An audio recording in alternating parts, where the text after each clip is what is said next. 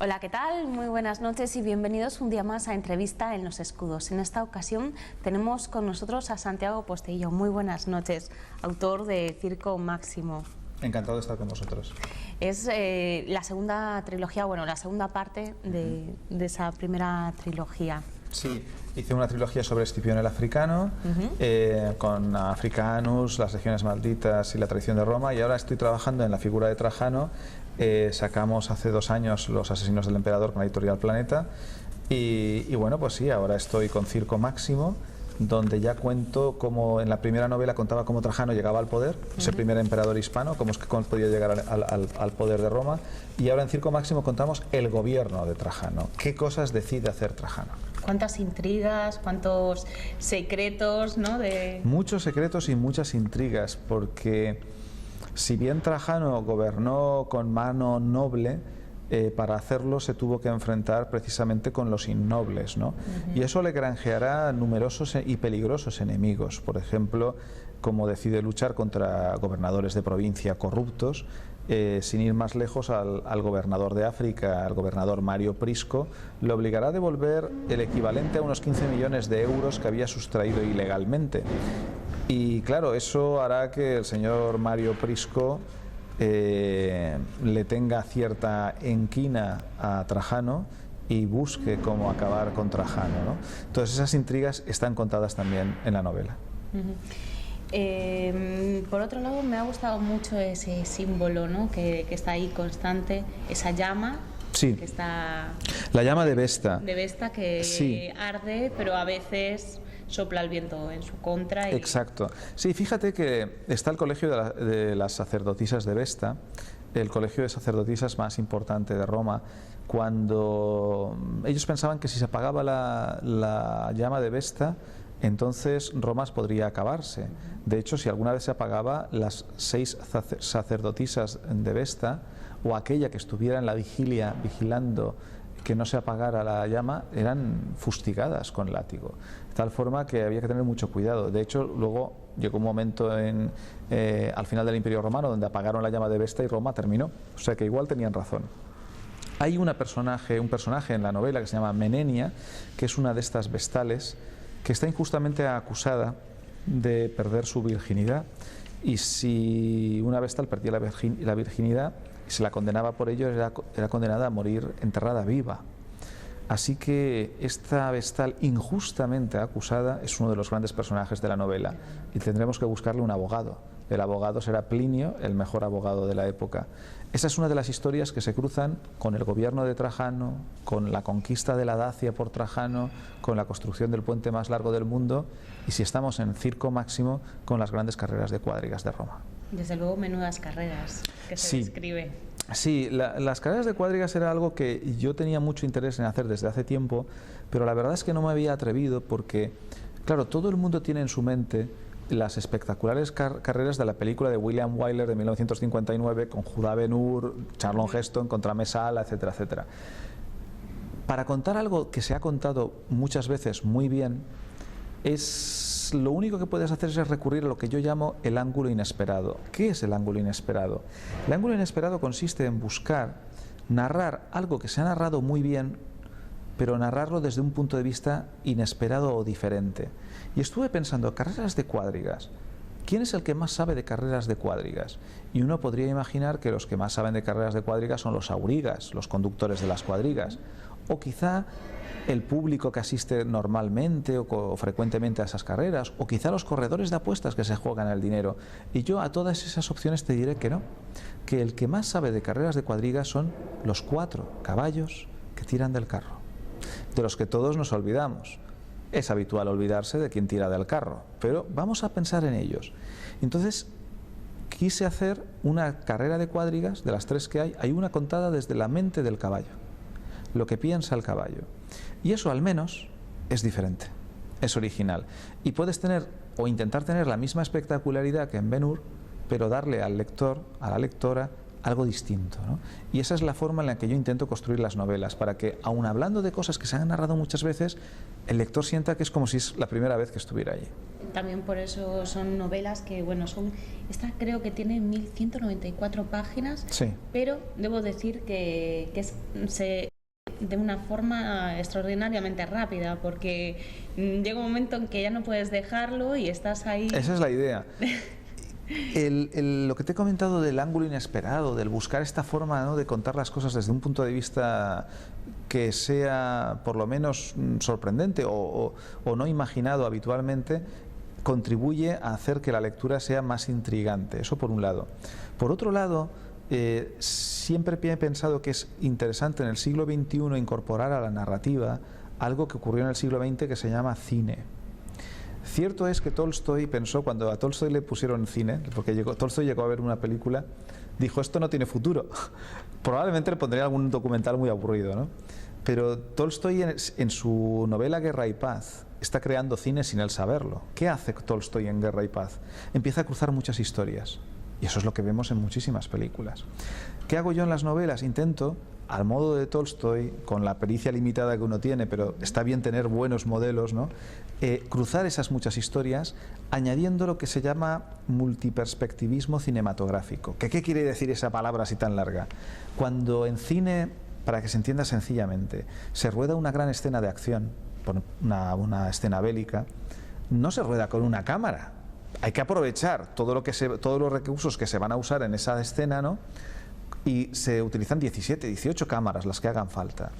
Y eso luego en el montaje, el director va seleccionando qué escenas, o sea, qué tomas va poniendo primero una delante de otra. Eso es lo que se hace cuando haces multiperspectivismo narrativo. Entonces, mis escenas de carreras de cuadrigas, o de un juicio en la Roma del siglo II, o de una gran batalla, está contada desde múltiples puntos de vista narrativos, y luego yo voy entrecruzándolos. Y eso hace que parezca una película, ¿no? Y por eso también ayuda a que mucha gente se sienta como dentro de la escena, como si estuviera viendo la película. Y claro, hace que las 1000 y pico páginas se le pasen normalmente con mucha rapidez. Esa narrativa audiovisual. Totalmente. Esa es la idea. Esa es la idea. Estaba hablando de película y realmente es que leyendo este libro, pues lo que decíamos, nos encontramos con guerras, traiciones, juicios, acusados. Parece que estamos hablando casi de la actualidad de nuestros días. Hombre, en muchos casos, traiciones. Sí, en muchos casos nos encontramos con la actualidad. De hecho, cuando yo leía la documentación clásica y estaba leyendo que Trajano luchaba contra la corrupción y que obligaba a los corruptos a devolver el dinero, como comentaba antes, ¿no?, y los obligaba a devolver un montón de dinero, luego los exiliaba, o cuando pensaba que si había una crisis económica era mejor no subir impuestos para no bloquear la economía, sino que era mejor devaluar la moneda. Cierto es que él no tenía que pedir permiso a Germania, es más, si se calentaba un poco, él invadía Germania, ¿no? Entonces, cuando lees esas cosas dices, ¿estoy leyendo los clásicos o se me ha interpuesto o colado entre Dion Casio y Plinio algún periódico del siglo XXI, ¿no? Y dices, no, pone Dion Casio, pone Plinio, es lo que hacía Trajano. Entonces, evidentemente, aunque estás hablando de hace 1900 años, hay muchísimas cuestiones que son perfectamente extrapolables a problemas y circunstancias que nos rodean hoy día. De hecho, la novela histórica ayuda a entender de dónde venimos, y si entendemos mejor de dónde venimos, por dónde hemos venido, podemos intentar no repetir las mismas estupideces una y otra vez, o los mismos egoísmos que solo favorecen a una pequeña minoría en perjuicio de una gran mayoría. Ahora bien, o porque por ignorancia se olvidan y se caen los mismos errores, o porque por egoísmo se intenta que todos los olvidemos para repetir ese error donde solo se benefician unos pocos, se intenta siempre borrar el pasado, borrar la historia, borrar la memoria. Porque 1900 años más tarde volvemos a estar en la misma situación. Estamos en la misma circunstancia. Así que lo mejor que puede hacer la gente siempre para defenderse es leer y pensar. Claro, cuando ves que se recortan los presupuestos de las bibliotecas, cuando ves que las administraciones no pagan a las librerías pues, por los libros de texto y hacen que las librerías se hundan, te cabe pensar si es una casualidad o está todo muy pensado para que la gente no lea, para que la gente no piense. No hace falta Yo es que le pregunte ya por lo del IVA, ¿qué le parece? Hombre, el tema del IVA, está claro que tendrá que haber los impuestos que tenga que haber, pero también está claro que los países que culturalmente y que intelectualmente y que en investigación y que en ciencia y que en industria, porque todo va ligado, están más avanzados, son los que tienen un IVA cultural más reducido siempre. Usted, además, no solamente ya como escritor, sino también como profesor, imagino que sufre en sus propias carnes todos estos recortes.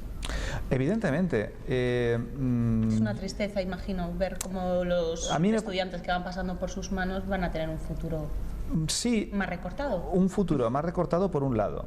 Por otro lado, no hago más que hacer cartas de recomendación para mis mejores estudiantes, a los que les hemos subvencionado, aunque se les ha subido injustamente las tasas, pero bueno, pese a todo, sigue estando subvencionada la enseñanza superior en este país. ¿Qué pasa? A los mejores, a los que les hemos pagado los estudios, se van a Alemania a trabajar en las empresas alemanas. Hombre, yo como gestión de recursos humanos vital de un país, me parece cuanto menos cuestionable, cuanto menos cuestionable, y lo veo todos los días en la universidad. Además, ocurre que a los profesores universitarios, que tenemos que ser personal docente e investigador, se nos duplica la docencia. ¿Cómo se va a investigar? ¿Cómo se va a investigar? ¿Cómo se va a mantener motivado al profesorado, al que además se le ha bajado el sueldo en repetidas ocasiones? Tú, y vuelvo a Trajano, puedes exigir esfuerzos. Trajano exigía austeridad, pero ¿qué hacía? Hacía públicos los gastos de la familia imperial cuando viajaba. Cuando iba a combatir con las legiones y había que avanzar 50 kilómetros cada día, no avanzaba él en coche oficial, que habría sido un caballo o una carroza o una cuadriga, sino que andaba también para dar ejemplo a las 7 legiones que avanzaban con él. Si los políticos quieren que se hagan sacrificios, yo estoy de acuerdo, pero ¿por qué no obligamos por ley a que no haya coches oficiales en España? Algo tan sencillo como eso. Y se puede decir que es el chocolate del loro, pero podemos hacer una chocolatá, un término valenciano muy grande, con muchos chocolates. Yo me gustaría que simplemente no hubiera coches oficiales en España. Simplemente eso, para empezar. Y luego que se pidan sacrificios. Que se predique con el ejemplo. Y es que aunque estábamos diciendo que toda esta historia de Circo Máximo ocurrió hace 1900 años, sí que hay algo que ha cambiado. O sea, a lo mejor la falta esa de lealtad, la falta de ética, de nobleza que sí que tenían ellos muy asumidos, ¿no? Bueno, y que se ve a lo largo de toda esta novela, además. Sí, para ser ecuánime, en Roma podemos encontrar ejemplo de lo mejor y de lo peor, de grandes lealtades, como estás narrando tú, excelsas, y también traiciones, porque la naturaleza humana, lamentablemente, a diferencia de la ciencia y la tecnología, que sí que ha evolucionado mucho, no ha evolucionado tanto nuestra forma de amar, de odiar, de ser leales o desleales, ¿no? Pues pero sí, la dignidad parece que la tenían como en otra posición. En otra posición, y concretamente en Circo Máximo hay gente que es capaz de llevar su lealtad a extremos absolutos y no de dimitir, ya palabra, digo, casi olvidada en el vocabulario de cierto conjunto de personas en nuestro país. En Roma había gente capaz de suicidarse si pensaban que no habían cumplido bien o estaban impidiendo que el Estado romano se desarrollara como tenía que desarrollarse. Y había gente que era capaz de suicidarse por eso. En fin, yo no digo que haya que llegar a eso, pero bueno, está bien tener buenos modelos, ¿no? Modelos grandes, ¿no? Está bien tener modelos de 10, a ver si podemos llegar al 5. Bueno, pues como estamos diciendo, conocer nuestra historia, conocer nuestros orígenes, de dónde venimos, para saber pues ese punto al que queremos llegar o cómo queremos llegar a ese punto.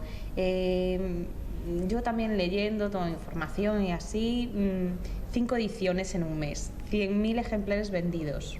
¿Cómo se lleva todo esto? Sobre todo cuando sabemos que nos dicen que en España el informe PISA no nos pone muy bien, parece ser que no leemos y al final estos datos desde luego son bastante reveladores. Sí, yo lo que creo que pasa, a ver, en España hay mucha gente que no lee, pero hay gente que lee y la gente que lee mucho, lee mucho.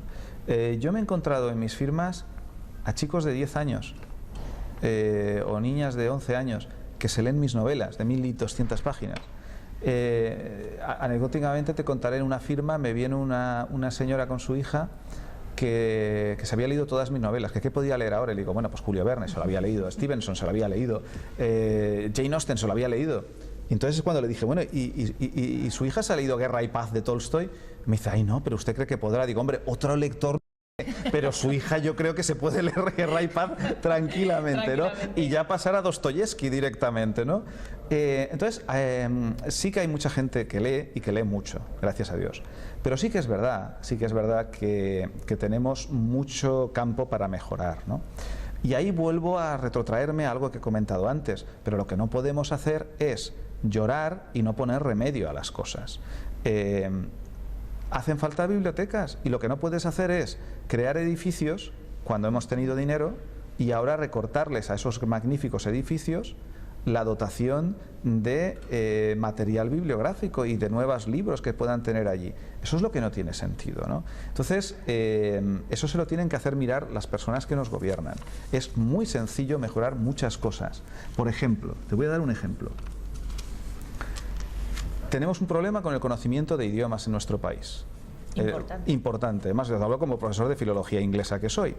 Hay algo muy sencillo, pero que no se atreven a hacer porque puede ser impopular en el proceso de transición. No doblen ninguna serie ni ninguna película en televisión, que esté todo subtitulado. Los rumanos que vienen a España, que hablan español perfectamente, han aprendido español viendo las series de América Latina, que están los famosos estos culebrones, viéndolos en sus países, porque en Europa del Este no se doblan las cosas.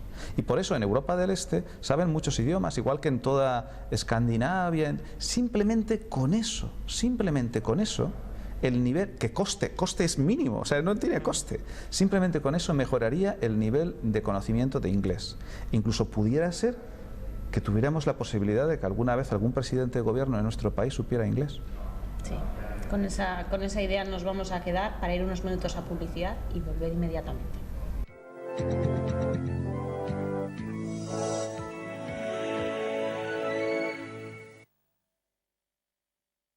Bueno, pues retomamos la entrevista. Recuerden que estamos hablando con Santiago Posteguillo, con su último, sobre todo de su último libro, Circo Máximo. Tenemos el placer de tenerle hoy aquí en Vigo.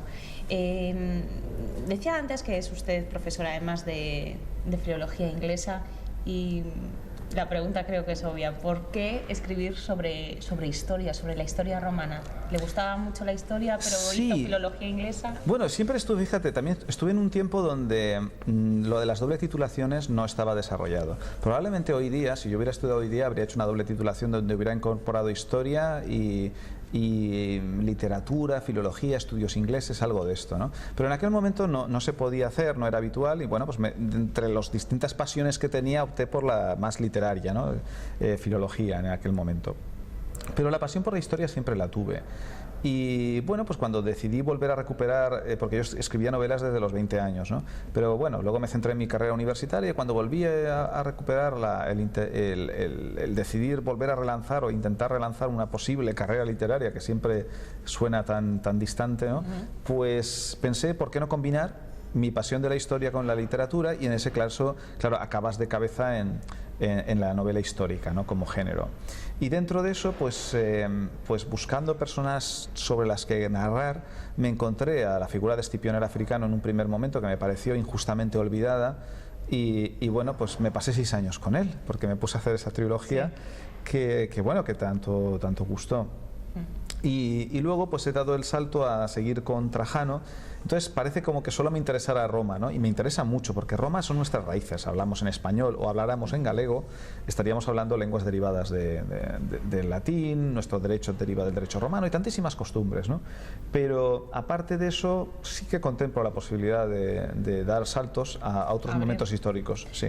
Porque yo le iba a decir qué es lo que tiene Roma, que no tengan otras... Roma tiene, por un lado, que son nuestras raíces, y solo por eso ya despierta interés. Por otro lado, claro, es una civilización que dura 1000 años, que no es poco en el devenir humano, ¿no? Aunque somos una gota de agua dentro del devenir, ¿no?, de los tiempos, ¿no?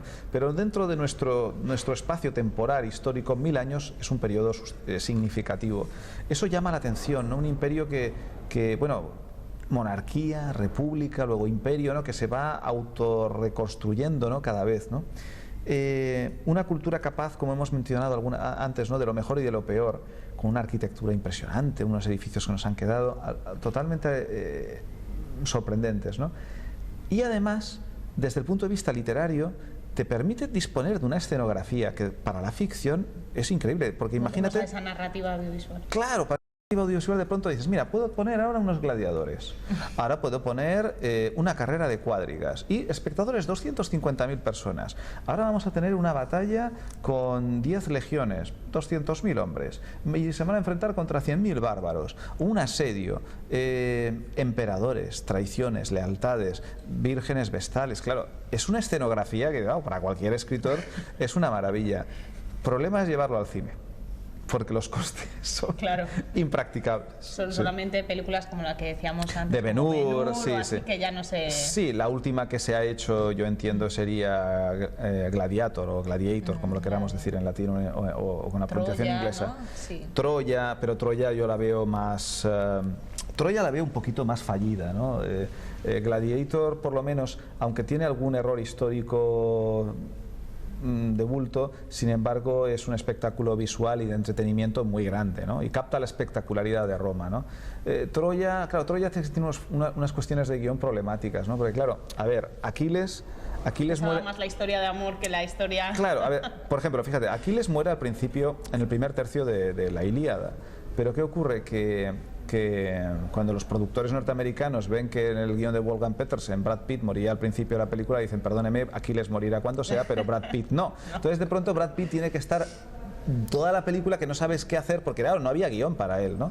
Entonces, claro, hay escenas también que no pudo rodar. Petersen quería rodar una escena, por ejemplo, recuerdo, con los soldados griegos dentro del caballo.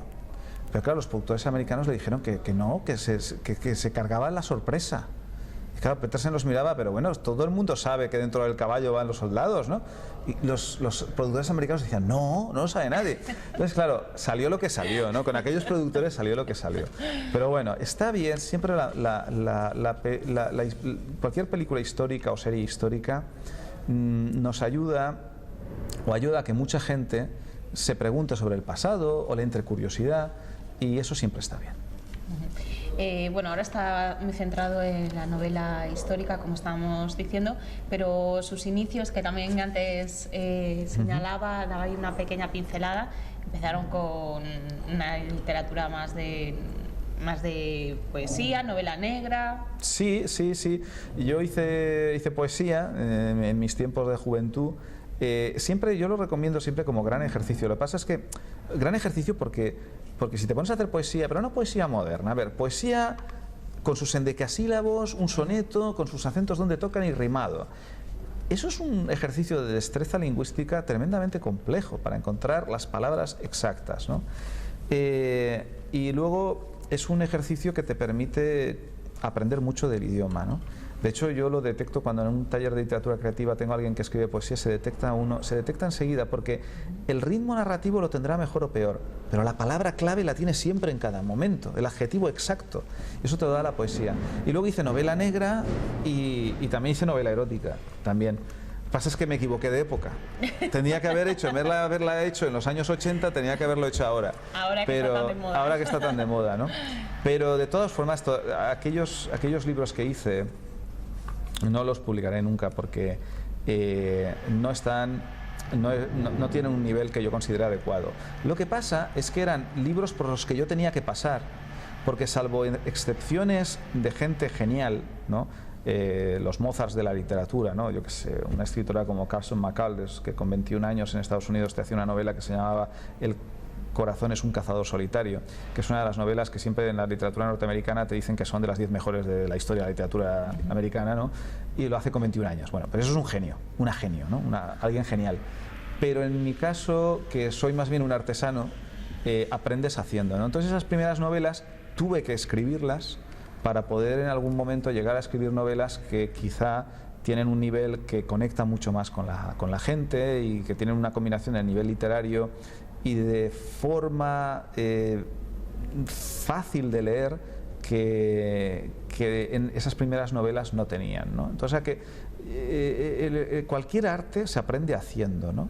Por eso siempre me ha parecido muy sorprendente, si lo piensas, que en las universidades de Europa y de Estados Unidos tú puedes estudiar literatura creativa en las universidades.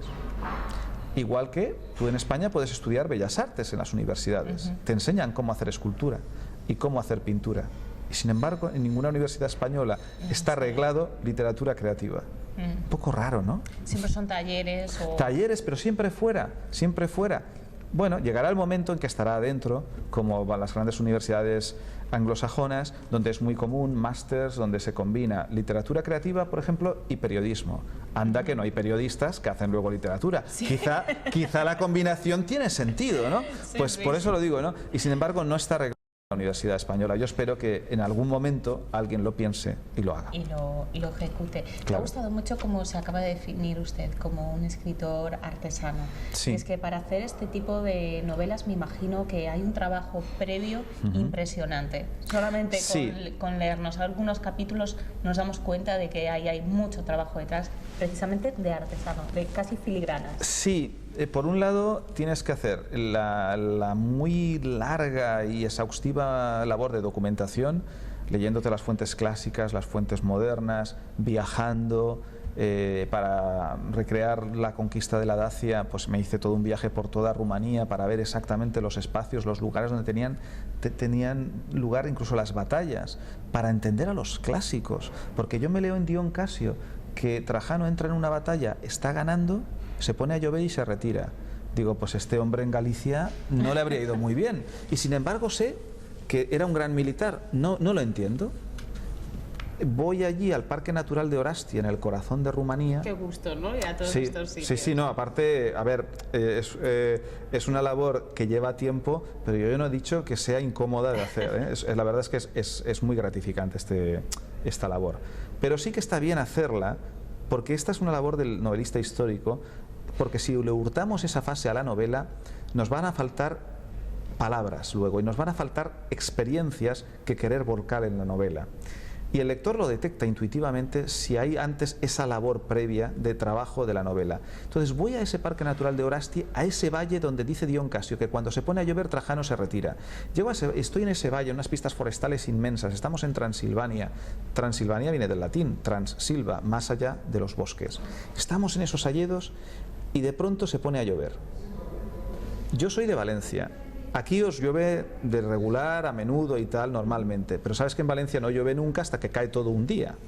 O sea que yo cuando he visto llover mucho.